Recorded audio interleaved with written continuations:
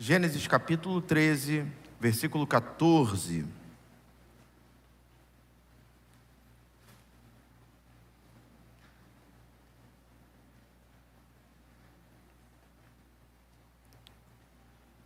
Quem já achou, diga amém.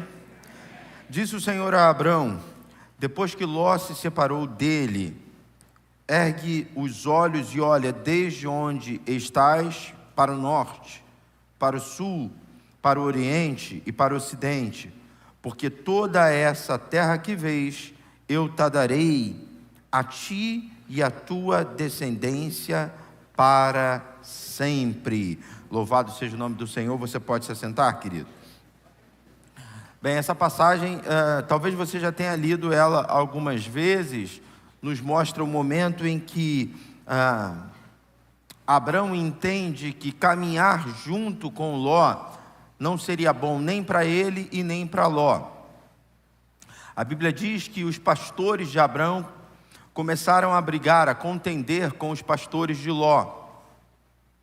Ló então propõe a separação, Abrão propõe a separação. Ele diz: olha, do jeito que está não dá para continuar, então é melhor a gente se separar. E eu já falei esse texto aqui e já compartilhei com vocês o meu sentimento acerca desse texto diversas vezes.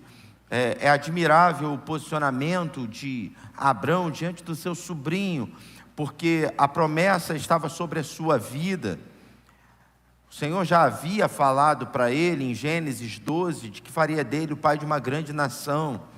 O Senhor já tinha dito para ele que faria dele uma bênção. Ele era tio de Ló, ele era mais velho que Ló. Nesse momento de separação, o normal seria: nós vamos nos separar, eu vou escolher para onde eu vou, e aí você vai na direção contrária. Se eu escolher a esquerda, você vai para a direita. Se eu escolher a direita, você vai para a esquerda. Esse seria o caminho normal, essa seria a ideia natural, né, da definição ali para aquela situação. Só que a Bíblia deixa claro para nós que Abrão abre mão do seu direito de escolha e deixa Ló escolher na frente. Ele diz: olha, fique à vontade, se você escolher a direita, eu vou para a esquerda. Se você escolher a esquerda, eu vou para a direita. Não vou discutir com você. O que você escolher é o que vai acontecer. E aí então Ló, a Bíblia fala que Ló, ele se encanta pela beleza das campinas, ele vê aquela terra verdejante, né? E ele escolhe então a região de Sodoma e Gomorra. E aí Ló fica com a região de Canaã, Abrão fica com a região de Canaã, ele fica com a sobra. Eu preciso já nesse início de mensagem deixar claro para você que sempre que você estiver disponível na presença do Senhor, sempre que você derramar o seu futuro, o seu sonho diante do altar do Senhor, você jamais ficará com a sobra. Nunca, em hipótese alguma, em situação alguma, se você estiver quebrantado diante do Senhor, se você entender que o Senhor tem tudo no controle, se você entender que o Senhor não desistiu de você e Ele peleja pelas tuas causas, nunca você vai ficar com a sobra. Me ajude a ministrar, olha para o teu irmão e diga assim: Deus tem sempre o melhor para a tua vida. Sempre. Mesmo quando você não entende. Depois em casa, leia o capítulo 13 de Gênesis e deixa o Espírito Santo acrescentar mais coisas ao teu coração. Mas basicamente, esse capítulo fala sobre isso, fala sobre esse quebrantamento, essa confiança de Abrão em abrir mão daquilo que era direito seu, para que Ló escolhesse na frente. Alguém poderia dizer para ele: deixa de ser bobo, cara, você vai ficar com a sobra, deixa de ser bobo. Ué, como é que você deixa ele escolher primeiro? Não, mas a minha confiança vem do Senhor. Ele vai escolher aquilo que Deus não tem para a minha vida, porque aquilo que é meu, ninguém vai meter a mão. Oh, meu Deus, existem pessoas que estão entrando esse ano com medo de perder as suas coisas, de perder pessoas, com medo de perder sonhos, projetos, ideias. Gente que fica, ai meu Deus, vão passar na minha frente, vão tomar aquilo que é meu. Levanta a sua mão e receba essa palavra. O que é teu, o diabo, o homem, ninguém pode tirar. É teu, irmão. E isso é tão claro na vida de Abrão, que quando você vira a página e você vai para o capítulo 14, o pensamento dele continua o mesmo. Mesmo depois de um tempo, o pensamento dele continua o mesmo. Deixa eu pedir ajuda ao pessoal da mídia. Coloca para mim aí, capítulo 14, versículo 1. Nós vamos ler o texto. E hoje a mensagem, meu resumo de mensagem vai ser o texto. Vamos lá, Gênesis capítulo 14, verso 1 diz assim: sucedeu naquele tempo que Anrafel, rei de Siná, e Arioque, rei de Elazar, e, oh meu Deus, só nome difícil, Kedorlaomer, rei de Elão, e Tidal, rei de Goim, vai, segue, podia até ir direto para o 2, né? Mas tudo bem. Fizeram guerra contra Berá, rei de Sodoma, contra Birza, rei de Gomorra, contra Sinabe, rei de Admá, contra Semeber, rei de Zeboim, e contra o rei de Belá. Fica aí no 3. São 9 reis. A confusão não foi pequena não, irmãos. Pensa num tumulto. Pensa numa confusão. 9 reis decidiram brigar entre eles. 9 reis decidiram travar uma guerra. E vocês viram ali que no meio deles estão os reis de Sodoma e Gomorra, região onde quem morava? Ló. Região que Ló escolheu para ele. Quando Abraão disse assim, escolhe você primeiro, ele falou, eu quero aquela região. E aí, teoricamente, Abraão ficou com a sobra. Vamos seguir. Todos eles se ajuntaram no vale de Sidim. Pode seguir. 12 anos serviram a, logo mais difícil de ler, Kedorlaomer. Porém, no 13º se rebelaram. Verso 5. Ao 14º ano veio esse cara aí, e os reis que estavam com ele, e feriram aos refaíns em Asterote Carnaim. Esse nome ali de cima pode ser, quem está grávida aí? Tem alguma irmã que está grávida esperando um bebê, um homem? Desceu aqui, pode botar esse nome, seu filho. E aos Uzins em An, e aos Emins em Zavé-Kiriataim. Verso 6. E aos Oreus no seu monte Seir, até El-Parã, que está junto ao deserto. Verso 7, vamos seguir. De volta passaram em Mispate, que é Cádiz, podia ler só Cádiz, e feriram toda a terra dos amalequitas e dos amorreus que habitavam nesse lugar aí. Verso 8.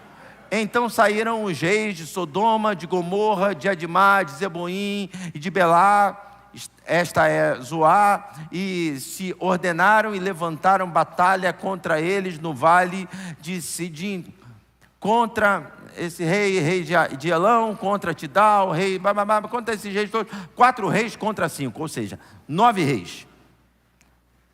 Pau cantou, irmão. Uma briga homérica. Verso 11. Não li o 10? Não. Ora, o vale de Sidim estava cheio de poços de betume, os reis de Sodoma e de Gomorra fugiram, alguns caíram neles, e os restantes fugiram para um monte. Verso 11. Tomaram, pois, todos os bens de Sodoma e de Gomorra e todo o seu mantimento e se foram. Segura aí. Então, esse é o quadro. Nós temos 4 contra 5, 9 reis brigando, lutando, um com o nome mais difícil de ler do que o outro, e Ló no meio dessa confusão. Aí eu pergunto a você, lá atrás, se você é Abrão e vê que seus pastores estão brigando com os pastores os pastores do teu sobrinho, e se você entende que você precisa se separar do seu sobrinho, primeiro exercício, você deixaria seu sobrinho escolher primeiro lugar? Essa é a primeira coisa que eu quero que você guarde aí. A segunda coisa, o seu sobrinho pegando o lugar mais bonito, o lugar mais interessante, sendo, porque ele podia também dizer assim: não, meu tio, o senhor escolhe primeiro. Mas a Bíblia não mostra ele falando isso. A Bíblia, pelo contrário, mostra ele meio que de imediato. Posso escolher? Então beleza. Então, se você tem um sobrinho que faz isso, e aí passa um tempo, esse sobrinho, nesse lugar que ele escolheu, se mete numa confusão com 9 reis, o que você faria? É um segundo questionamento. Porque eu entendo que no caminho natural, lá na primeira situação, nós não deixaríamos nosso sobrinho escolher na nossa frente. E ele escolhendo na nossa frente, sem perguntar para a gente se a gente queria escolher, vai gerar para a segunda situação um pensamento de que não tenho nada a ver com isso. Você se meteu nessa terra, você escolheu essa terra, você não me deixou escolher na frente, e agora você se vira nessa confusão. Mas vamos seguir no texto, verso 12, por favor.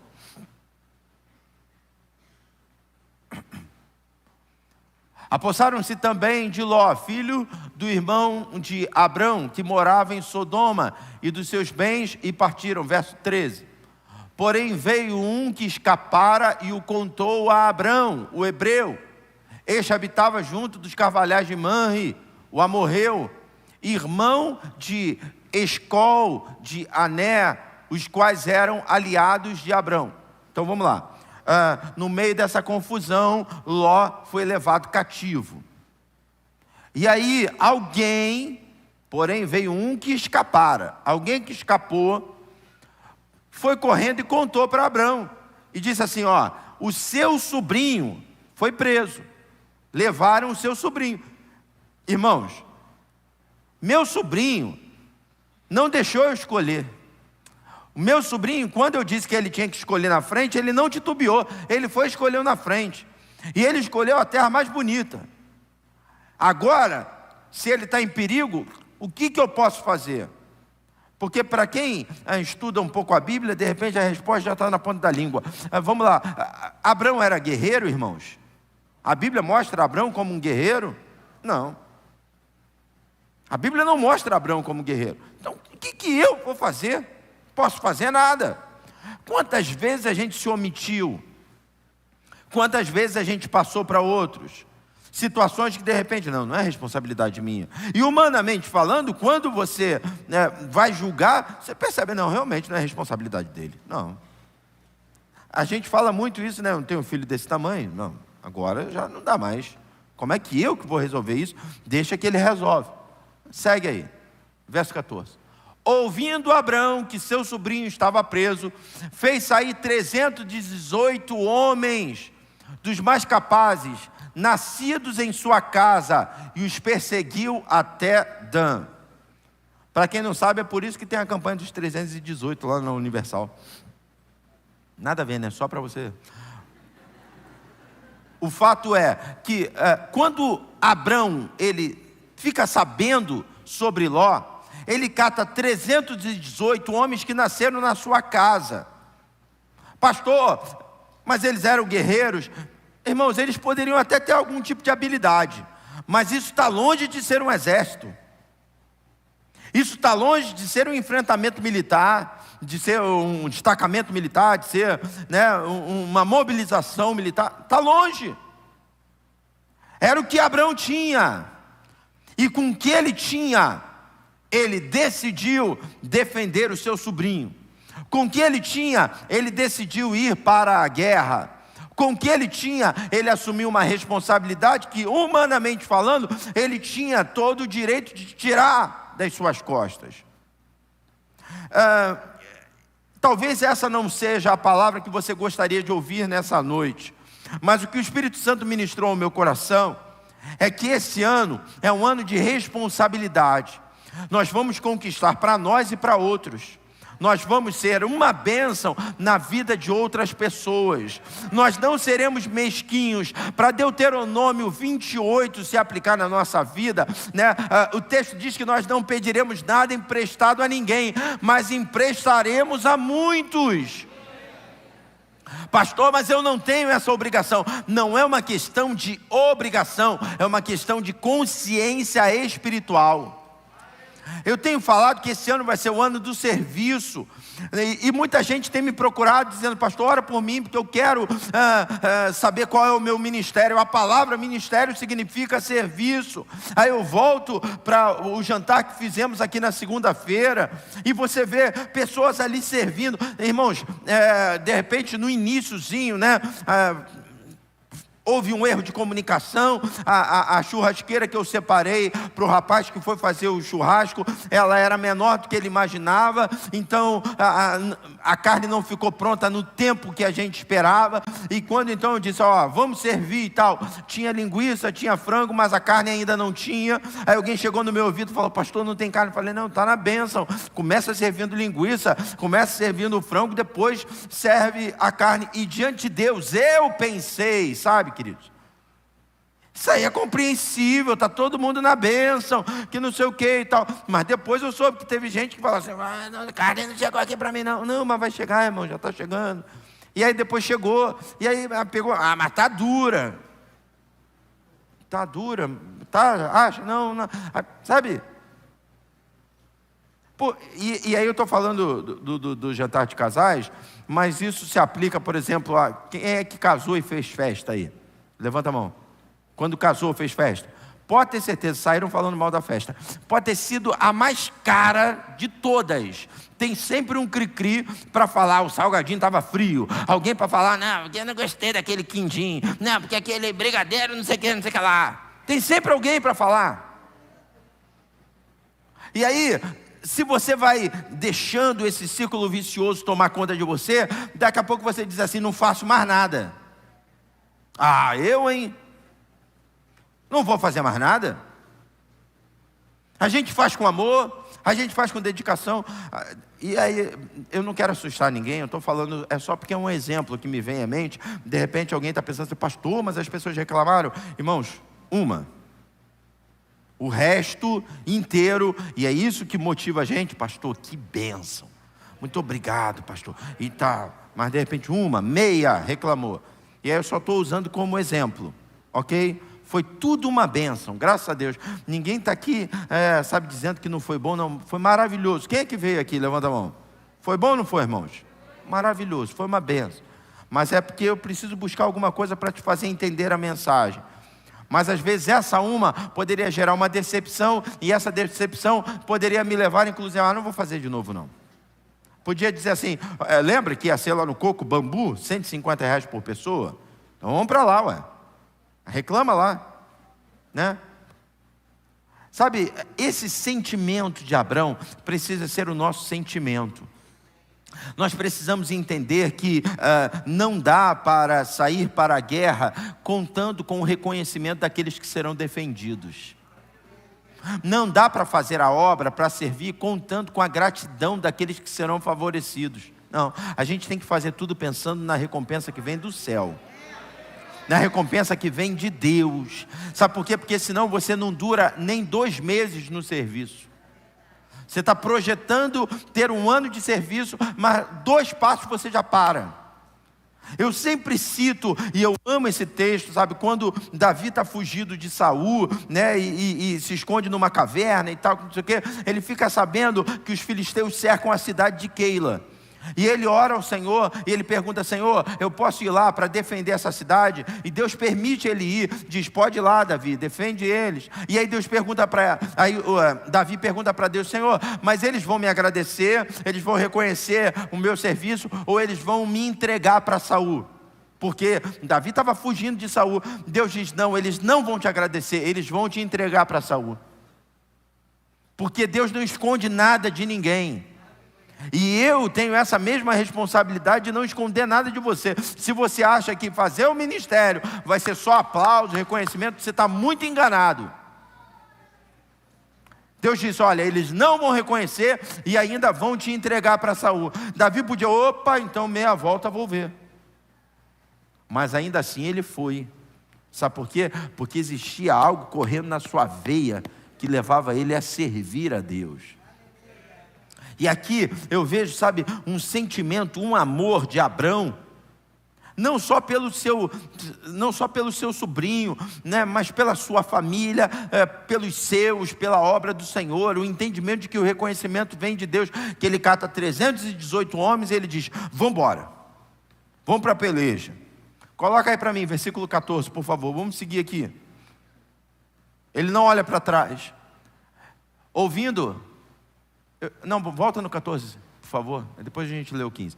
Ouvindo Abrão que seu sobrinho estava preso, fez sair 318 homens dos mais capazes nascidos em sua casa e os perseguiu até Dan. Agora sim, verso 15. E repartidos contra eles de noite, ele e os seus homens feriu-os e os perseguiu até Obá, que fica à esquerda de Damasco. Verso 16.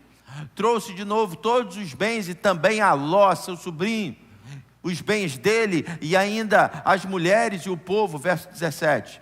Após voltar Abrão de ferir Quedorlaomé e aos reis que estavam com ele, saiu-lhe ao encontro o rei de Sodoma no vale de Savé, que é o vale do rei. Segura aí para mim.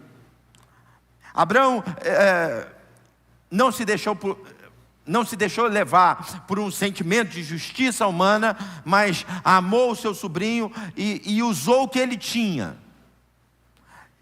E eu quero chamar a atenção que quando Abrão fica sabendo que Ló havia sido capturado, Abrão não ora, Abrão age. Porque, e eu estava lendo esse texto, sabe, e Deus falou isso comigo, que às vezes a gente se esconde atrás da espiritualidade. A gente se esconde, né, atrás da... Não, eu estou orando por ele. Não, tem hora que não é orar, é ajudar. Entendeu? Você está vendo a pessoa, uma chuva danada invadiu a casa do seu irmão, a água pegando tudo. Eu estou orando por você, irmão. Não, não é orar, não. É pegar o balde e tirar a água lá. É dar um dinheiro para ele. É perguntar se pode ajudá-lo em alguma situação. Porque senão a gente vem com uma falsa espiritualidade, achando que está enganando Deus. Você pode até me enganar, mas a Deus você não engana. Não visita ninguém, não visita um órfão, não visita uma viúva. Não, estou orando por você. Não, ele foi para a guerra, irmão. Ele arriscou o seu pescoço. Ele podia até... Não quero o mal dele, não. Estamos aqui em intercessão, estamos aqui clamando. Mais uma vez, essa palavra de repente não era a que você queria ouvir, mas nós estamos falando de comprometimento. E tem hora que comprometimento significa meter a mão na massa. Comprometimento significa servir. Comprometimento significa se desgastar. Se gastar e se desgastar. Não adianta nada querer bater lá no meu gabinete para falar: pastor, eu quero servir, que esse ano seja o ano do serviço. Quer servir mesmo? Então vamos trabalhar, irmão. Tem hora que a gente vai só interceder, mas tem hora que a gente vai ter que carregar peso. Agora vai voltar o culto na rua. E tem que meter caixa nas costas, caixa de som. Tem que montar a tenda lá, armar tudo. Tem que limpar. Me lembro de uma vez que a gente foi fazer o culto na rua aqui, na quadra aqui da Céu Azul. E eu acho que não usavam aquela quadra há muito tempo, não é possível. Quando a gente chegou, mas a quadra estava suja e um mau cheiro. Aí, sabe, chega lá para cantar, chega lá para pregar. Tudo bem que existe a multiforme graça, que a gente vai se dividindo em equipes. Mas interceder, irmão, não vai sair o mau cheiro. Chegar lá e dizer: oh, tira esse mau cheiro daqui agora. Senhor. Não vai sair. Então tem que pegar a vassoura, tem que jogar faísca, é faísca que fala? Né? Água sanitária. Aquele negócio mesmo, pauleira para tirar a sujeira, para limpar tudo. E é impressionante, né? Quando a gente chegou no culto, ninguém sabia como é que estava. A gente sabia, mas ninguém sabia. Aí tem uma tipo arquibancadazinha, que era onde estava todo mundo sentado na arquibancada, botando a mão, e não sei o que. Eu pensando: se soubesse como é que estava aquilo ali. Irmãos, preste atenção. Vai ter hora que alguém vai lá para limpar e você vai ficar na intercessão, ok. Mas na hora que for para você ir, não dê desculpa de que está intercedendo, não. Tem hora, sabe, que na divisão, né, das frentes de peleja, não é você que você vai ficar aqui, ok. Mas na hora que for para você, porque a Bíblia fala que Davi só cobiçou Batseba, porque na hora que era para os reis estarem na guerra, ele ficou em casa. E porque ele ficou em casa de bobeira, ele acabou vendo Batseba e acabou cobiçando ela e deu no que deu. Se ele tivesse no lugar certo, se ele fosse o que ele deveria ser naquele momento, ele não teria pecado. E se ele não pecasse, não teria morte na casa dele. Mas por causa do pecado, foi um problema em cima do outro. Tanto é que Davi teve o sonho de construir o templo, mas não pôde construir porque tinha sangue na sua mão. Aí você pergunta, pecado, mas antes de tudo, é porque ele não foi para a guerra quando ele tinha que ir. Porque de repente, eu sou o rei, eu não preciso ir. É a tal da justiça social. Tome cuidado com aquilo que as pessoas falam no teu ouvido. Isso aí tu não precisa fazer não. Não, isso aí não é para o senhor não. Não, faça isso não. Sabe, eu aprendi, sabe, desde que eu fui consagrado a pastor, a começar a repreender seta maligna nessa sabe, dessa maneira que vem contra a minha mente. Às vezes Deus usa crente, irmão da igreja, para dizer assim, não pastor, não, o senhor não precisa fazer isso não. Não, mas se eu não fizer isso vai dar problema, irmão. Porque eu tenho conta a pagar ao meu Deus. Não. Davi, por exemplo, quando ele estava querendo construir o templo, ele foi procurar um terreno, ele achou um terreno, o dono do terreno veio até ele, né pastor? Oferecendo terreno de graça para ele, ele falou, não, de maneira nenhuma, eu vou sacrificar para Deus alguma coisa que não me custe nada. Se fosse talvez nos nossos dias, ia pegar o terreno e ia dar um culto de gratidão, ia falar, queria construir um templo, e apareceu alguém e deu um terreno para a gente. Mas não, Davi, não, de maneira nenhuma, eu vou sacrificar para Deus alguma coisa que saia de graça para mim. Então tem hora que tem que ter suor, irmão. Tem hora que tem que, sabe, meter a mão na massa. Tem hora que você tem que arriscar a pele. Quem é que está entendendo aí, diga amém. Olha para o teu irmão e diga assim, Deus vai colocar vítima no seu caminho. Aí eu quero ver como você vai se comportar. Verso 18, por favor. Não, volta no 17 para a gente ler, que tem um detalhe ali. Após voltar a Abrão de ferir Quedorlaomer e aos reis que estavam com ele, saiu-lhe ao encontro o rei de Sodoma. Ou seja, Abrão se meteu na peleja, foi lá, livrou Ló, né? E como a gente leu ali, trouxe os bens de Ló, as mulheres e tal, livrou o povo todo. 318, Abrão livrou o povo todo. Aí quando ele sai, aí o texto aqui nos mostra, saiu-lhe ao encontro o rei, da onde, irmãos? Sodoma.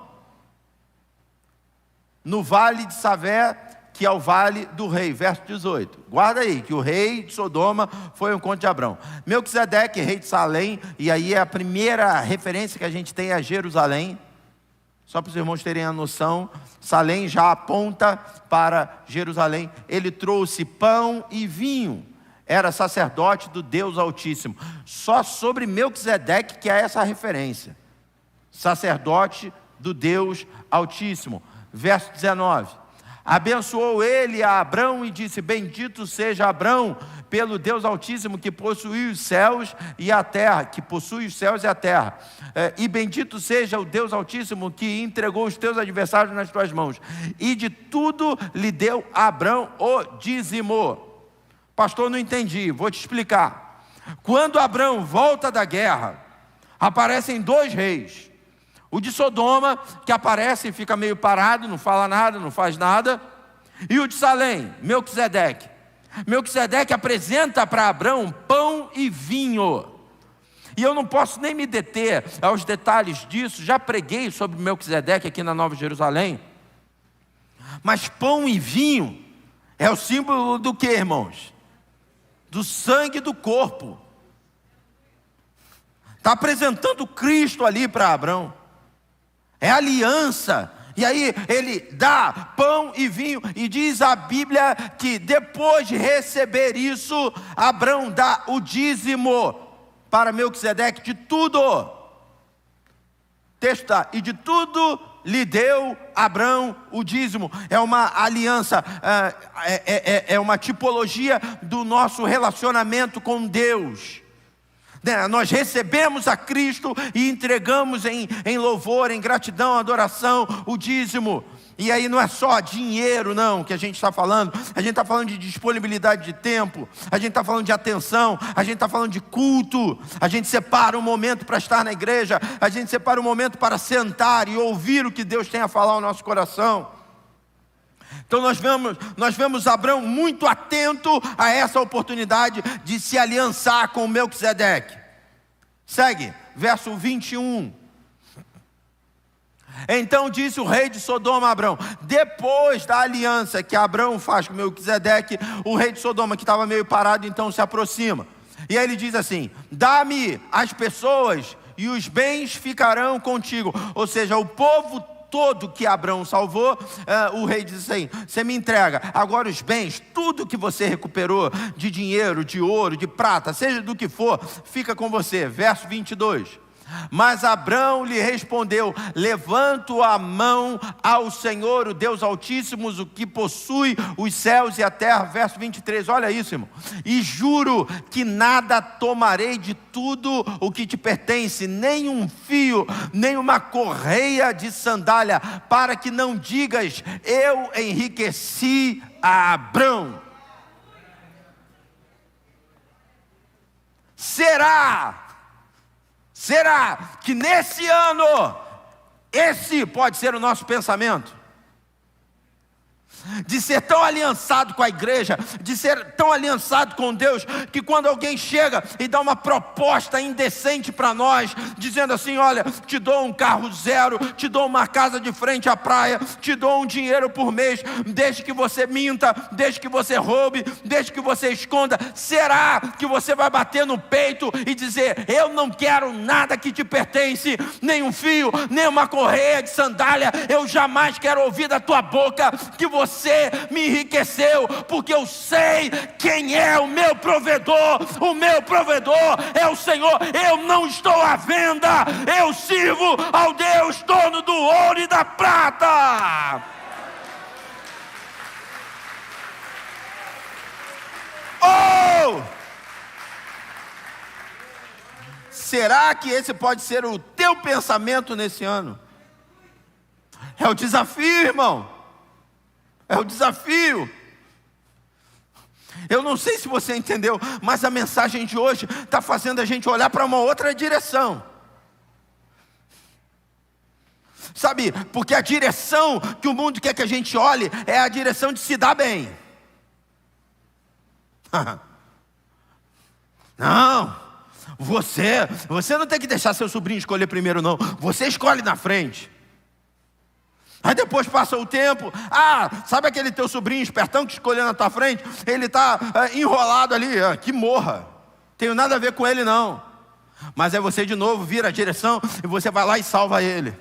Aí você salva ele, volta, aparece um rei diante de você que não te oferece dinheiro, mas te oferece pão e vinho. Não te oferece nada material, te oferece espiritual. Não te oferece nada momentâneo, te oferece eterno. E aí você tem um discernimento de dizer, com você eu tenho aliança, toma aqui meu dízimo, toma aqui a minha adoração, toma aqui o meu compromisso. Aí o outro vem, não, mas eu te dou todo o dinheiro. Não quero nada do que é teu. Será que você está à venda? Será que qualquer um pode te direcionar? Porque, irmãos, às vezes eu vejo crente parecendo até um carro de controle remoto. Quem mete a mão no controle, manda nele. Gente sem personalidade ministerial. Gente sem personalidade espiritual.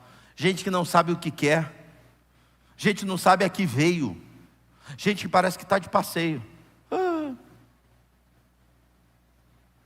Eu vou terminar essa mensagem, mas eu quero que você que está lendo aí, me acompanhando na sua Bíblia, vire a página, eu quero ir para o capítulo 15. Porque a gente fecha aqui a história de Abrão diante desses 9 reis. E aí a gente chega no capítulo 15, versículo 1, e o texto diz assim, depois destes acontecimentos, Você entende que o 15 está ligado ao 14? Depois destes acontecimentos, veio a palavra do Senhor a Abrão numa visão e disse: não temas, Abrão, eu sou o teu escudo e o teu galardão será sobremodo grande. Oh, meu Deus. Depois que Abrão abriu mão de tudo, depois que Abrão gritou para todo mundo ouvir: eu não estou à venda.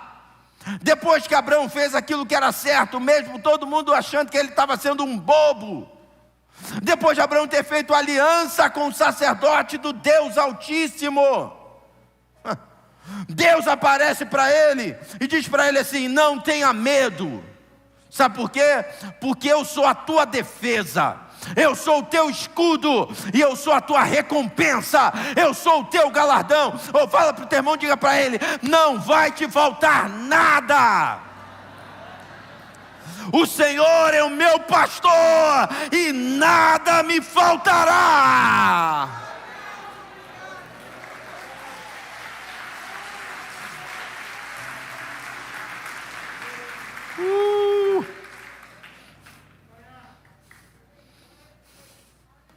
Eu sou o teu galardão,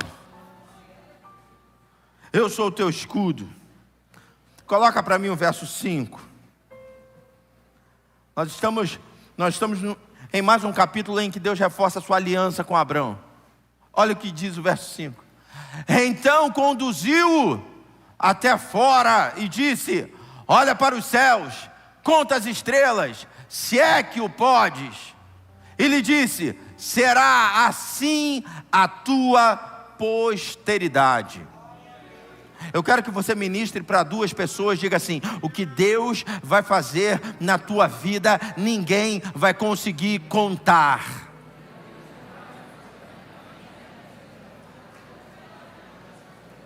Melhora isso, diga para o teu irmão: o que Deus vai fazer na tua vida esse ano será incalculável.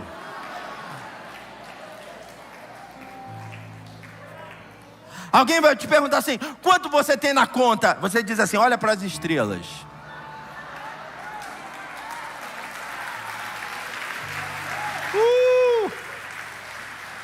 Conta aí. Conta aí se você pode. Fica de pé no teu lugar. Vamos ler o 6 juntos. Verso 6. Vou contar até 3, você vai ler comigo ali no telão. 1, 2, 3. E creu no Senhor, e isso lhe foi imputado para... Escute. Deus fez em Abrão por tudo que ele fez antes. Imputado para a justiça. É como se o diabo se apresentasse diante de Deus, como se apresentou diante de Deus para tentar afastar Jó da presença do Senhor. Mas isso é mensagem para outro dia. É como se o diabo chegasse diante do Senhor e dissesse assim: você vai dar alguma coisa para Abrão? E aí Deus puxasse o currículo dele. Você acha que eu não devo, não?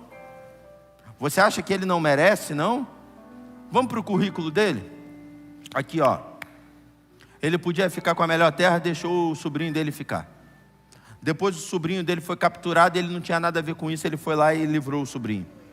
Depois apareceu o sacerdote do Deus Altíssimo para fazer aliança com ele, ele aceitou. Apareceu o rei de Sodoma para dar dinheiro para ele, ele não quis. Você acha que ele não merece, não? O que vai acontecer na vida dele é incalculável.